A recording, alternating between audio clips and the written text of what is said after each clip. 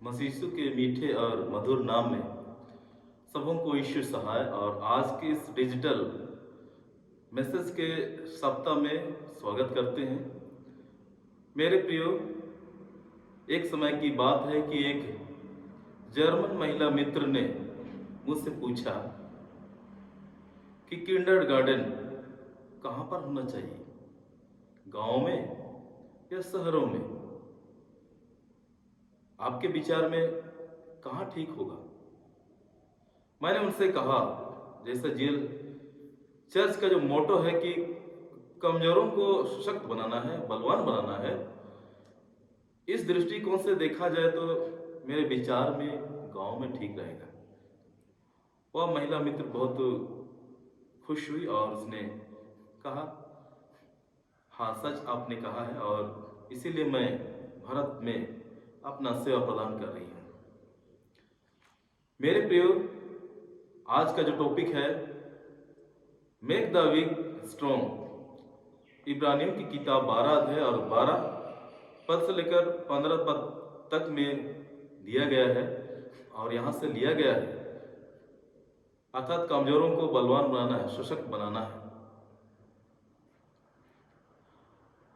यहाँ पर इस पदस्थल में हम देखते हैं कि लेखक यहूदियों को जो विशेष रूप से विपरीत परिस्थितियों में जीवन बसर कर रहे हैं उनको उत्साहित करते हैं और इन विपरीत परिस्थितियों में आह्वान करते हैं कि मसीह विश्वास में बने रहे, निराशाओं से ऊपर उठकर दृढ़तापूर्वक और आत्मविश्वास के साथ आगे बढ़े।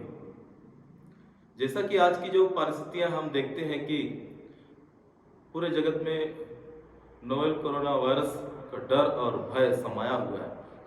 बहुत सारे विकसित देश हार मान गए, हाथ उठा लिए हैं। जब मनुष्य के जीवन में मृत्यु आंखों के सामने मंडलाती रहती है तब मनुष्य के हाथ ढीले हो जाते हैं, घुटने निर्बल हो जाते हैं और मनुष्य की जो हालत है एक लंगड़े के समान हो जाती है और उनका बुद्धि भी काम नहीं करता है। ऐसी परिस्थितियों में वचन के माध्यम से लेखक मसीह विश्वासियों को धीरज धरने के लिए कहते हैं और परिस्थिति का मुकाबला निडरता के साथ करने के लिए कहते हैं। यशाया 35 अध्याय 3 से 4 पद में पाते हैं, ढीले हाथों को दृढ़ करो और थरथराते हुए घुटनों को स्थिर करो। घबराने वालों से कहो, या बांधो, मत डरो, देखो तुम्हारा परमेश्वर बदला लेने और प्रतिफल देने को आ रहा है। हाँ, परमेश्वर आकर तुम्हारा उद्धार करेगा। दानियल की किताब 6 अध्याय में हम पाते हैं, दारा राजा के समय में दानियल को भूखे सिंहों के मांद में डाल दिया गया था और राजा ने उनसे कहा कि तेरा परमेश्वर जिसकी रात और दिन तू उपासना करता है वही तुझे बचाए। सिंहों के मांद में दानियल को बचाने के लिए यहोवा परमेश्वर ने स्वर्गदूतों को भेजा और सिंहों के मुंह को बंद कर दिया।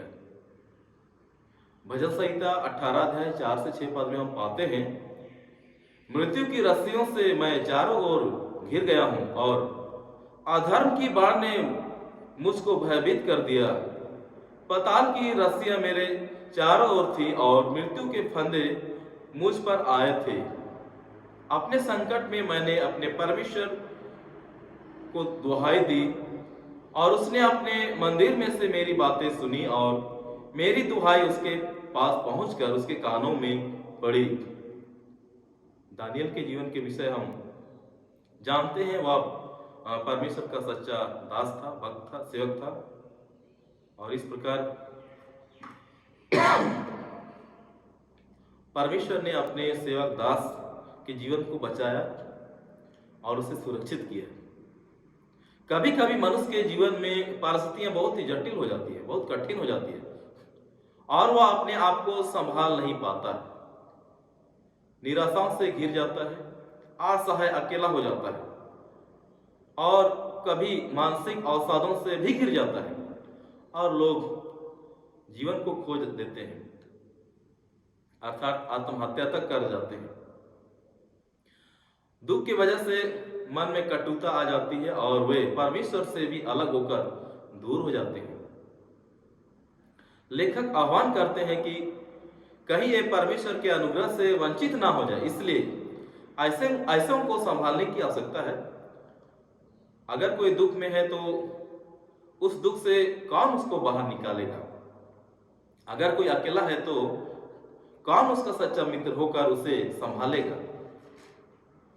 अगर कोई हताश, निराश और बेचैन है तो कौन उसे शांति देगा? गलातियों की किताब 6 अध्याय और 2 पद में हम पाते हैं, तुम एक दूसरे का भार उठाओ और इस प्रकार मसीह की व्यवस्था को पूरी करो। 1608 ईस्वी में जब ईस्ट इंडिया कंपनी भारत आई तो झारखंड के आदिवासियों के बीच में भी यह ईस्ट इंडिया कंपनी स्थापित हुई और अंग्रेजों के समक्ष आदिवासियों को उपद्रवी के रूप में प्रस्तुत किया गया।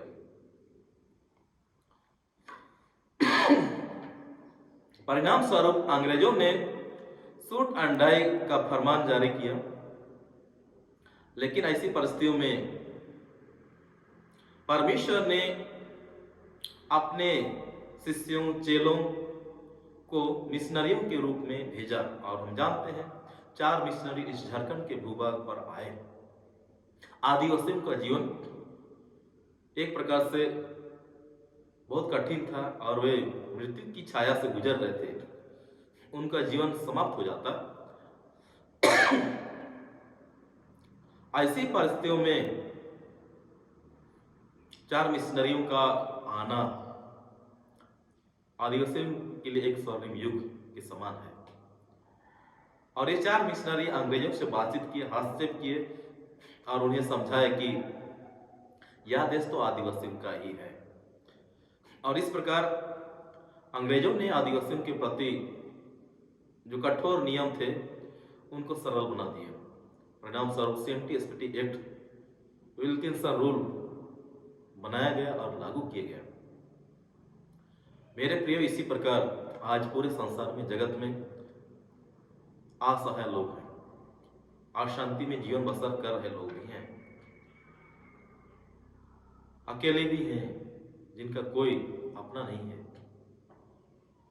ऐसे लोगों को संभालने की आवश्यकता है। आज जब मसीह में हम हैं, प्रभु यीशु मसीह ने हम सबों को सेवा के लिए अलग किया है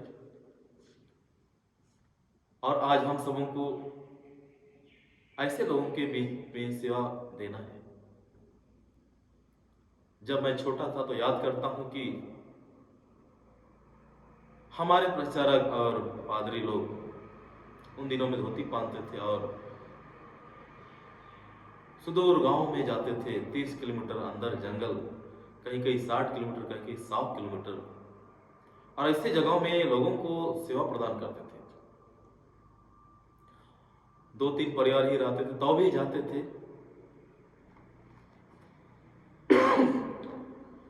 दो तीन परिवारों में सेवा देना देखा जाए तो उनके लिए हानि है, लेकिन जहाँ सेवा की बात होती है और मसीह के सेवा में हम बुलाए गए हैं तो हम लाभ हानि की गणना नहीं करते हैं। और उन दिनों में प्रचारक और पादरी ऐसे ही काम किया करते थे, जिसका परिणाम यह हुआ कि आज हम बृहत रूप में पाए जाते हैं और प्रभु की आशीष हमारे जीवन में है और आज हम सबल हैं। तो अभी आज दुनिया में ऐसे लोग भी हैं और उनके साथ हो लेने की आवश्यकता है, संगति करने की आवश्यकता है। अगर मन में कटुता आ जाए, कहीं ऐसे लोग परमेश्वर के अनुग्रह से वंचित ना हो जाए, परमेश्वर से दूर ना हो जाए। प्रभु यीशु मसीह जब इस जगत में आए तो हम देखते हैं कि दासों के बीच में, मछुआरों के बीच में, बढ़ाई का काम करने वालों के बीच में, कितने विस्थापित लोगों के बीच में, कितने दाग की बारी में मजूरी करने वाले लोगों के बीच में वो आए और उनके दुख और दर्द में शामिल हुए, उनके आंसुओं को पोंछे और परमेश्वर के साथ उनका मेल मिलाप किया और यहाँ तक कि उसने अपना जीवन भी दिया।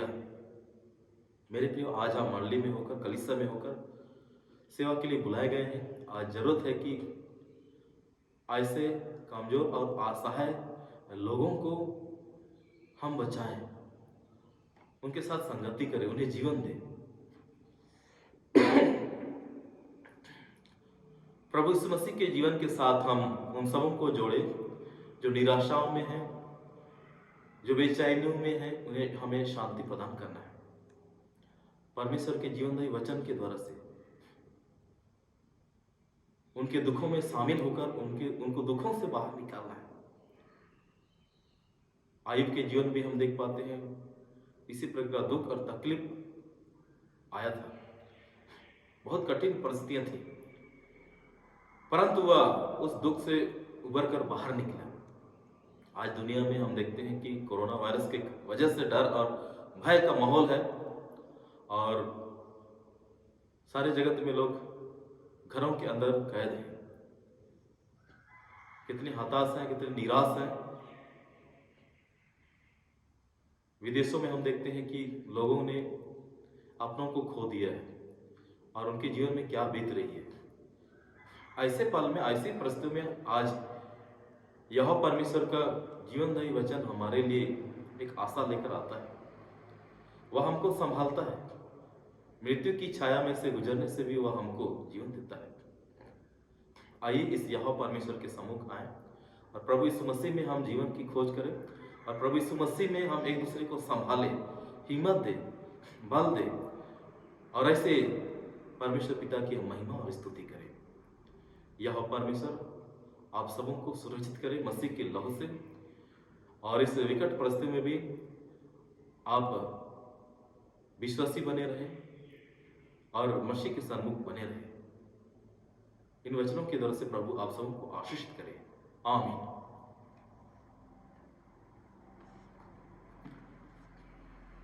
देखिए तो